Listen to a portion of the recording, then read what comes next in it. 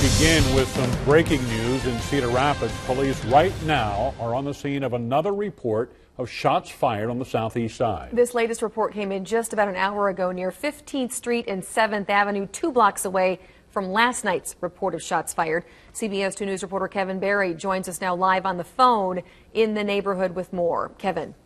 Scott and Tiffany, police say at about 9:15, that's when multiple calls came in from neighbors in this area, like you said, 15th Street and 7th Avenue Southeast, with reports of shots fired. Police were out here, and actually, as we're speaking, they are just about getting in their cars and about leaving the scene. They say they weren't able to find any evidence of any kind of shooting, whether it was bullet holes or any shell casings on the ground, or any people who came forward and say that they thought they were the victims or the intended targets of a shooting. And so they've actually left, and they said that now they have other ways to try to get some information out of the area. What's interesting is earlier today I was in this neighborhood talking with people about how when the summer comes around, it might just be the most important time to try and stop the increased violence that we've been seeing so far this year.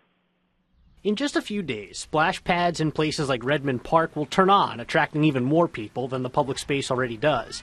Myrt lives just across the street. She says green spaces like this one are intended for the kids, but that's not always how it works out. This park was made for the children, but it becomes a hangout for everybody, and then that causes confusions. Just a few blocks away, shots rang out the night before. Myrt says the violence makes it even more important for a neighborhood to stand up with marches and events to take the streets back. Because it gives the kids an opportunity to get out in their community, and there's a lot of things in the community that they're missing. They need to be learning something. There's some gentlemen in this neighborhood, in all the neighborhoods that are willing to sit down and talk to these kids and do basketball. That's why Monica and some other community organizers are working to get official nonprofit status for their groups.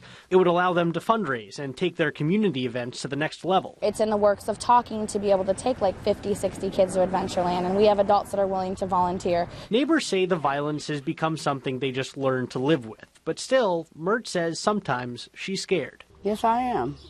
But, I can't live in fear forever, and I can't live in a house, and I'm not going to keep my grandkids closed up because of it. Kevin Barry reporting for us. Now, once Stop the Violence and other organizations have that nonprofit status, Monica says it'll be a lot easier to take donations and organize events. The goal is to find anything that might occupy kids' time, especially in the summer months.